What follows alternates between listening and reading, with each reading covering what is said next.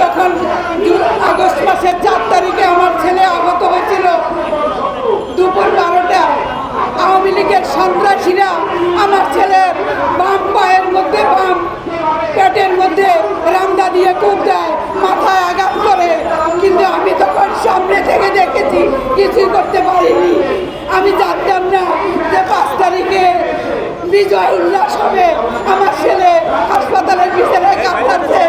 আমি আমার ছেলেকে ঘরে রেখে এসে আমি বিজয় উল্লাসে গিয়েছিলাম, কিন্তু আজও আমার সন্তানের কেউ খোঁজ নেয় নাই, কেউ খোঁজ নেয় নাই। আজকে আমরা বাধ্য হয়েছি এখানে উপস্থিত হওয়ার জন্য।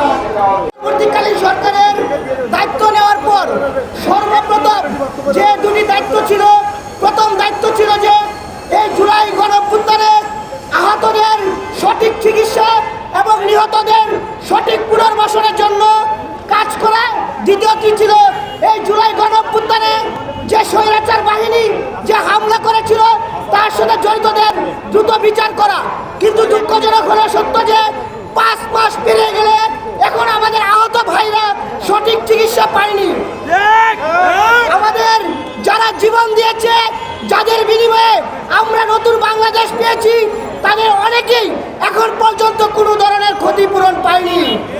আমরা দেখেছি এই আহতদের এবং নিহতদের জন্য যে জুলাই ফাউন্ডেশন করা হচ্ছে, দুঃখজনক হলে যে সত্য যে তারা যেভাবে কাজ করছে এটা একেবারে অপ্রতুল্য। তাদের এই কাজের বিনিময়ে এখন পর্যন্ত আহতরা সঠিকভাবে কোনো রকম সহযোগিতা পাচ্ছে না। আমরা জুলাই ফাউন্ডেশনকে বলবো, আপনারা আপনাদের কাজের গতি বাড়ান। যদি দায়িত্ব পালন করতে না পারেন তাহলে ছেড়ে দেন। আর অন্তর্বর্তীকালীন সরকারকে বলবো, আপনারা যাদের রক্তের বিনিময়ে আজকে ক্ষমতায় আছেন, যারা দায়িত্বে আছেন, তারা আহতদের জন্য দ্রুত সময় কাজ করুন। তারা জীবনের বিনিময়ে, তারা জীবনের ঝুঁকি নিয়ে এই জুলাই অভ্যুত্থানে অংশগ্রহণ করেছিল। তারা যদি বঞ্চিত হয় তাহলে আপনারা দেশের মানুষের কীভাবে সেবা করবেন? আপনাদের মধ্যে আহ্বান, আপনারা এই আহতদের সঠিক চিকিৎসা এবং ভবিষ্যতের পুনর্বাসন এবং নিহতদের পরিবারের জন্য পুনর্বাসনের ব্যবস্থা করুন।